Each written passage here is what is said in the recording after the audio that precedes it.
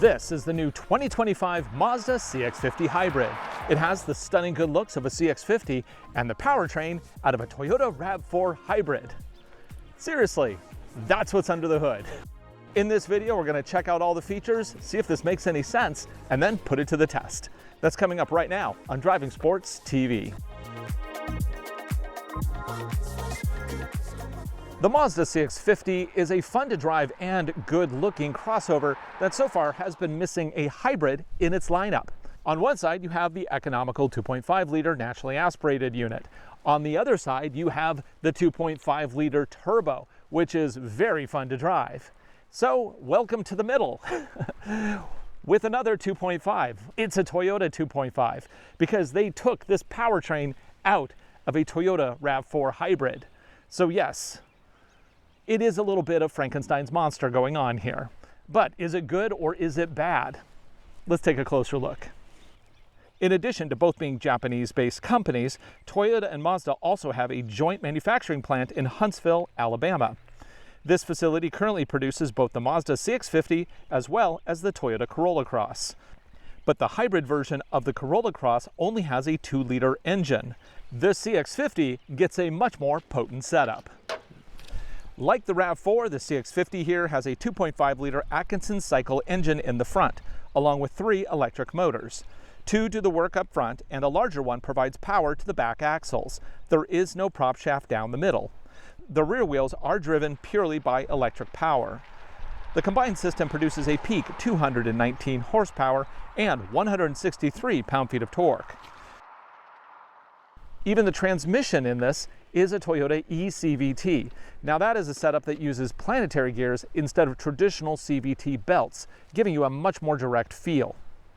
It also has proven itself with longevity because it has been used in everything from the Prius to the RAV4 for more than 20 years now. EPA rates economy of the CX-50 Hybrid at up to 39 miles to the gallon on the highway and 37 around town. That is a little bit less than what Toyota was able to achieve with the same powertrain in the brickier RAV4. That gets up to 41 miles to the gallon on the highway.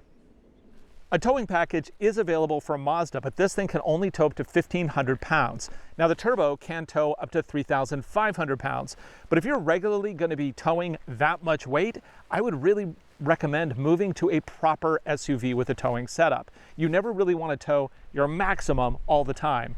That's not safe. Pricing on this new hybrid starts at $33,970 US. The trim we have here is the loaded Premium Plus with optional Soul Red Crystal paint for $42,065 US, including destination. And considering all you're getting here, that's not a bad deal in today's economy. Starting with all mid-2024 models, CX-50s, both normal and hybrid, get revised steering and updated dampers, so they should ride a little bit nicer. And even though the subframe has been modified to fit the Toyota powertrain, there's not a lot to tell which one is which on the outside. Tells include the unique front bumper, cladding, and special 17 or 19-inch wheels. In the back, we have a good amount of space for both passengers and cargo. And this is actually good news. Just because this has a hybrid powertrain, it actually has the exact same cargo capacity as a standard CX-50. They managed to package the battery so it didn't impede in the cargo area, which is great. What we have here is 31.4 cubic feet behind the second row. Back here we get some easy levers to flip down the second row for up to 56.3 cubic feet overall.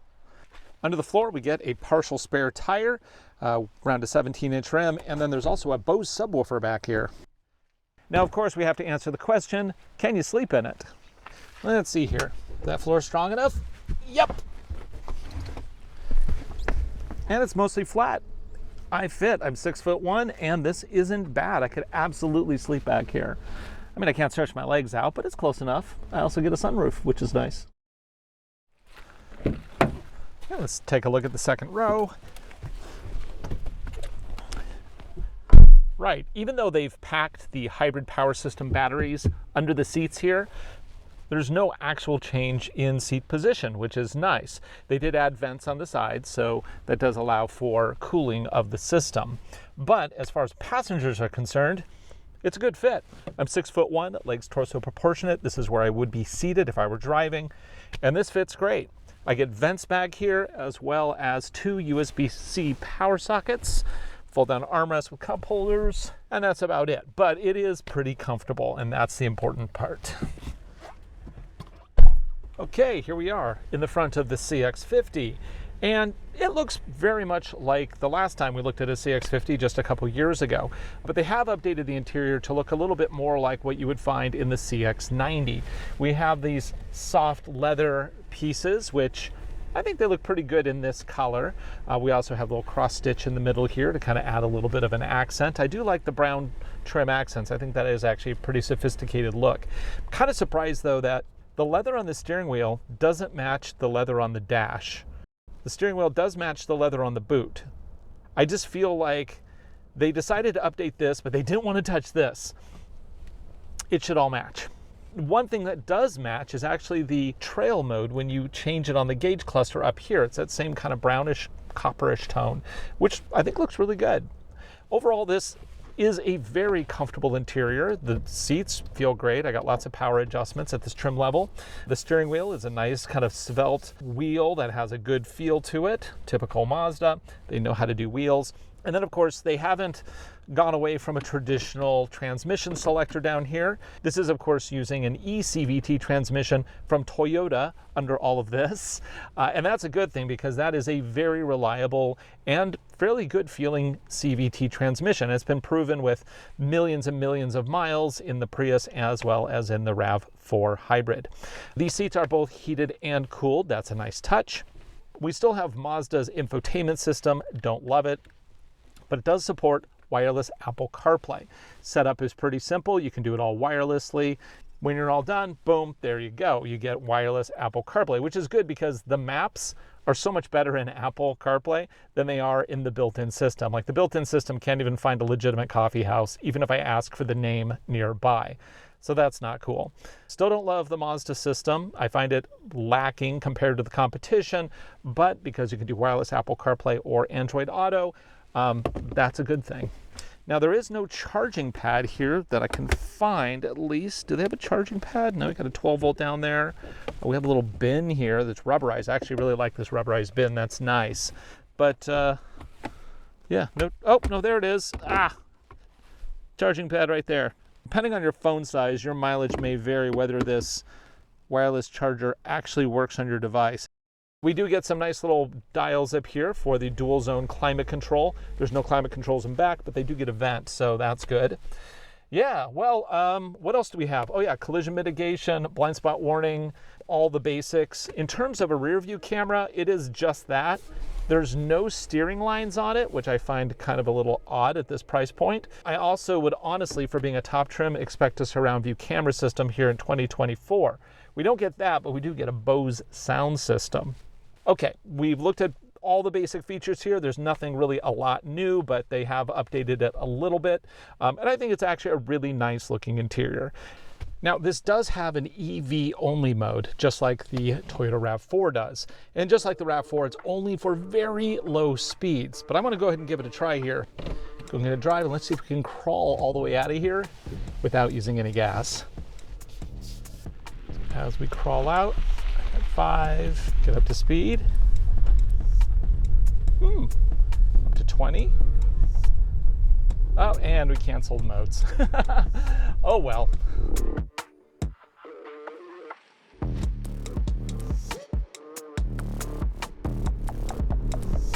It's kind of funny.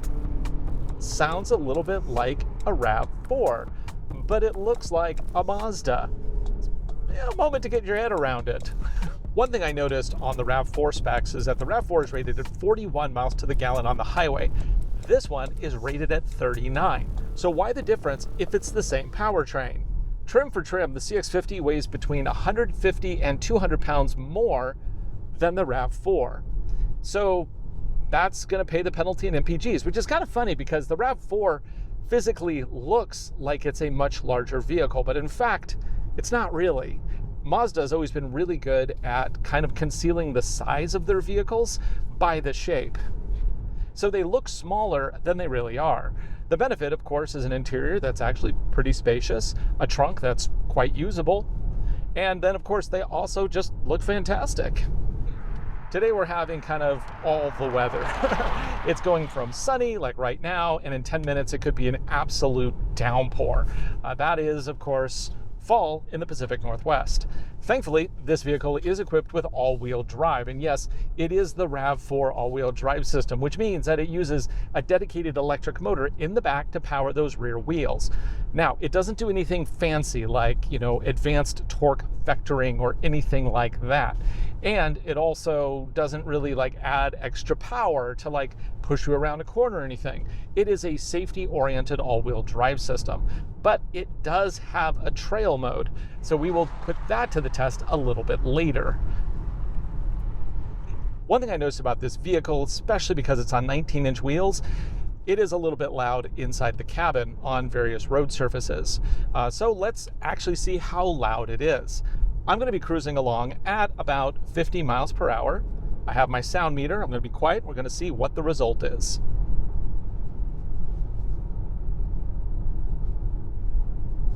Seems to be about 63, 64 decibels, which is quite a bit louder than a BMW X2 or a Volvo V70 on 21-inch wheels. Clearly, this is a little bit louder. And the thing to keep in mind with decibels is they are a logarithmic scale. So the difference between 61, 62 is a lot less than 63, 64, believe it or not. So, not particularly quiet.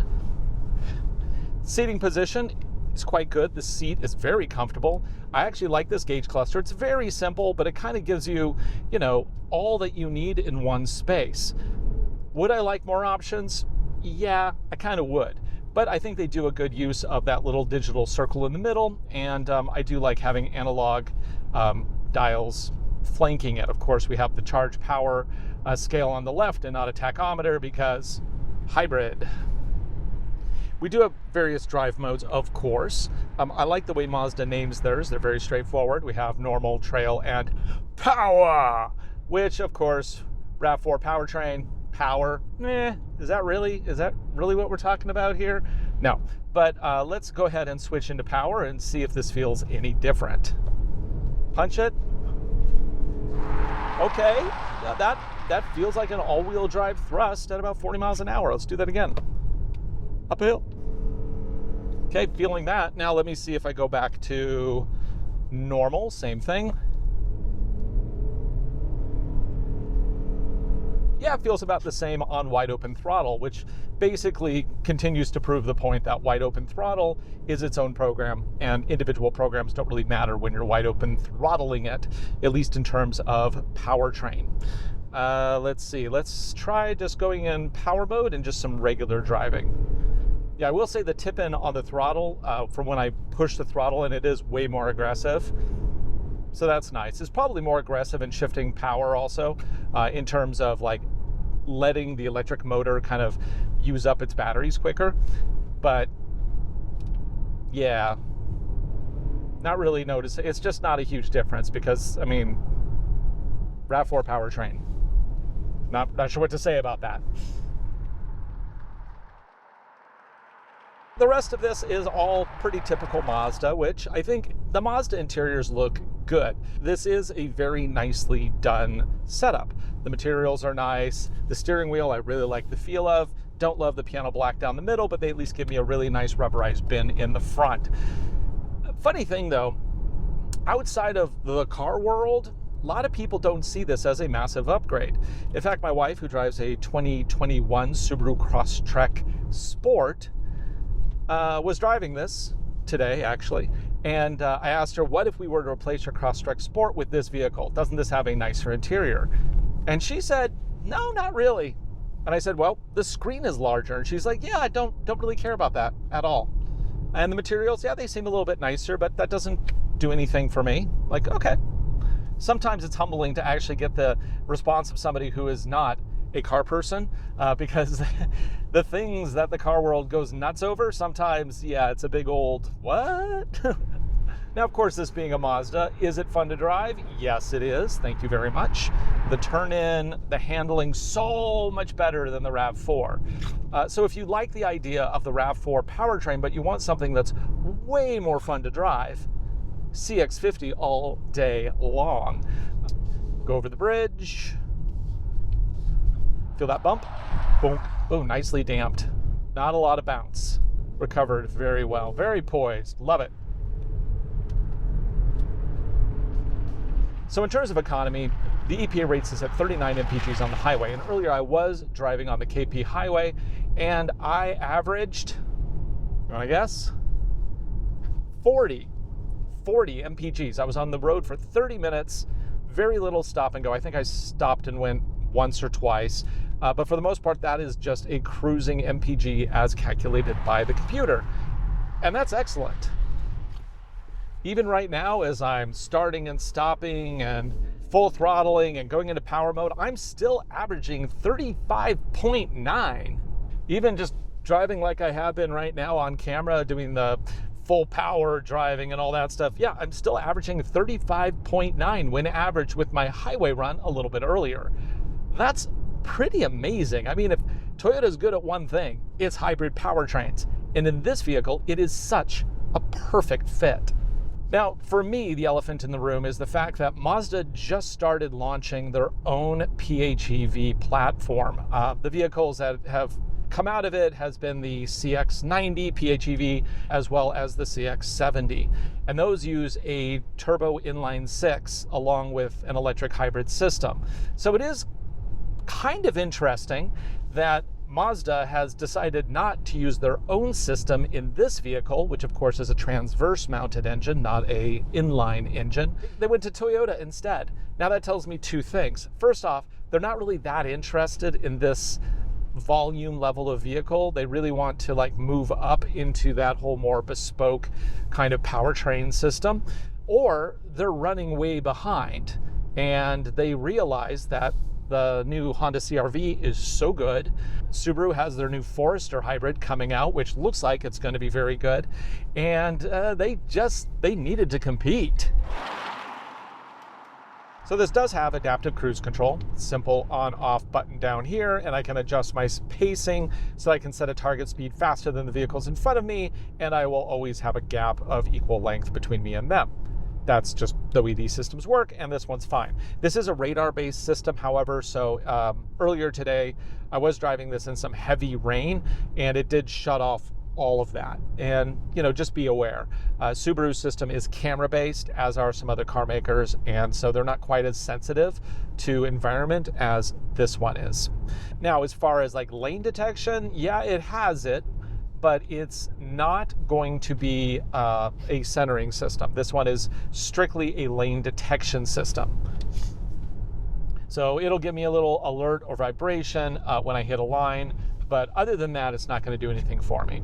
But that's fine. You know, that's kind of what Mazda mostly leans into on these vehicles. And I did check the settings. There's no settings that can be turned on to turn on an auto steer system. This vehicle doesn't have it.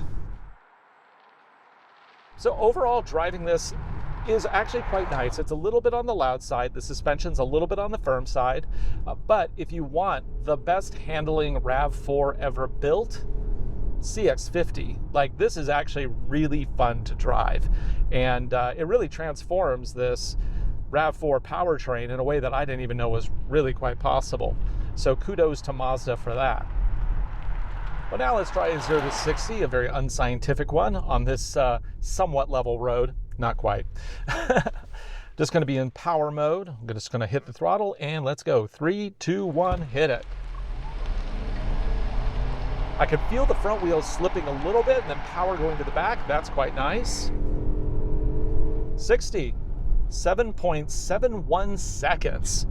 I would say that's very acceptable. So in terms of road use, like as a commuter car or just a daily driver, between the naturally aspirated 2.5 and the 2.5 turbo that Mazda also offers, I think this one is the best of the three. Now, I like the performance of the 2.5 turbo. The economy of the 2.5 naturally aspirated, I don't think is good enough to justify going with that setup. I mean, just the money you save, I guess if you can barely get into a CX-50, maybe the CX-50 isn't for you, or look at the 2.5 naturally aspirated. But I really think that this setup is a win-win. It has enough performance to be very fun to drive. You get the confidence of all-wheel drive. You have the reliability of the Toyota all-wheel drive system. And of course, you have the stunning looks of a Mazda CX-50 here with their beautiful soul red paint. Nicely done. So now let's see how this vehicle deals with a pretty easy trail over at our Peninsula Proving Grounds. In general, the RAV4 did okay in many conditions, but it's not great. So is it any better on the CX-50? Now granted, this isn't an off-road focused crossover, but it is a crossover. This is the hill I will die on, is that crossovers should all be able to do crossover things. If you're gonna take the shape, you gotta do the work. So let's do the work right now. Before we hit the trail, let's do a slip test to see how much power can go to the rear wheels. With a drop of the throttle, you can see in sport mode here, not a lot happening in the back. Let's do it again now with sport mode and traction control turned off. Again, not a lot of action in the back. The motor in the back is primarily for traction use, not for performance. Splash zone. Sploosh. Okay, well, let's see what this can do. So our first trail here is a pretty easy one. It will definitely test the ability of this vehicle to shift power left to right. Now this vehicle does use brake vectoring, where it will apply brakes to a spinning wheel, which shifts power back into the system. Also, as I've said already on this video, but if you're jumping ahead to the off-road portion, be aware this is Toyota's all-wheel drive system, which means there's no drive shaft down the middle. The rear wheels are powered solely by an independent electric motor, whereas up front we have both the gas motor and two electric motors. One's primarily a starter but also adds some assist, and then another electric motor that adds the assist to the front. So definitely have a lot more power in the front than the back. So the first thing we're going to do here is set up the vehicle, as always. This vehicle, very easy. I'm just going to toggle over to trail mode. But this trail is designed to be able to handle even the most common of crossovers. So we shouldn't have any trouble at least getting through it. That's not really the question. It's more a question of how it gets through it. This is also on all season tires. So there is going to be possibly some slipping from lack of grip, but that's actually good because the whole point of this trail is to see how the vehicle reacts. When equipped with 17-inch wheels, the CX-50 Hybrid has 7.8 inches of ground clearance. However, this one has the 19s, so we get 8.1 inches. Let's see if it's enough. Let's do it. So the first bit here is a climb. I'm just going to shift power from side to side, hopefully. I'm just going to go super slow. I want the vehicle to do all the work. Because I'm in trail mode, it should have the most aggressive power shift. Like right here, we're taking traction off the driver's side, front, and the rear passenger. So we should see that power shift from side to side to help get us up and over. It works. It actually sounds really aggressive. Way more aggressive than on the RAV4. That's interesting. Now we're going to go down into the hole by the dead tree. And remember, tire lift is not a good thing. This is where a truck would reach down and have no issues whatsoever because it has more articulation. This one, yeah, it lifts a little bit, but it's not too bad. Up and out. And there we go. It's gonna have to shift that power around to get us out. Come on, you can do it. Now, one thing you have to look for, okay, let me talk just briefly about how this power shift systems work. You gotta keep your foot in it, because as your foot is down, it's gonna figure out what's going on. You can't just like stab it, stab it, stab it. You hold the gas on. Now, here's the downside is once it does get grip, sometimes you can thrust forward. So you always need to be like cognizant of what the vehicle's doing and what's gonna come next. Because the last thing you wanna do is thrust forward too fast and come down hard or hit something you didn't intend to hit. On this portion, let's see if we can do some EV walking through the woods. I'm going to go ahead and go into EV mode again. Just going to ease down. Now here's another spot where we're going to dip the tire down and then lift the tire up. and let the vehicle do the climbing. Okay, we're in EV mode. You know, the whole system actually works even in EV mode. That's actually pretty cool. Adding a little more throttle. It's working. Gets us through. Wow, well done. I'm actually liking this car quite a lot. Funny. The best RAV4 is a Mazda. Huh. We aren't out of the quite literal woods yet. We need to get over this last hump. And this is challenging for a lot of vehicles with less than 8 inches of ground clearance. If we grind, that's the end of the test. If we don't grind, that means we have enough clearance for the logs, which is the next test. Let's listen. Oh, that's a lot of rubbing. Okay, I guess we're done, but still very impressive result on our easiest course. Up until that very last feature, this vehicle did great on our easy trail, up until we ran out of ground clearance. That said, all things considered with this vehicle, I think it did phenomenal. I mean, the road manners are great. The economy is fantastic. Really the only downsides with this vehicle is it's a little noisy on the inside and the infotainment is not great. However, it does support wireless Apple CarPlay and Android Auto, so you're probably going to be interfacing with those more than anything else. Climate controls are physical here, so you don't even have to dive into the menu for climate, which is great here in 2024. So overall, I am recommending this vehicle. This is a fantastic compact crossover that you can drive every day, hit an easy trail, it'll be fine. Just watch out for that ground clearance. So that's the 2025 Mazda CX-50 Hybrid. If you want one of these, deliveries start pretty much right now, since they're rolling off the Alabama line in November. And as far as compact crossovers go, Mazda was very smart to partner with Toyota here. What they've produced is a solid package with great performance and very little concerns in terms of reliability. For Driving Sports TV, I'm Ryan Douthit. Thanks for watching. Be sure to like, subscribe, share videos, make them for you. Hope you enjoy them, and we'll see you again right here real soon.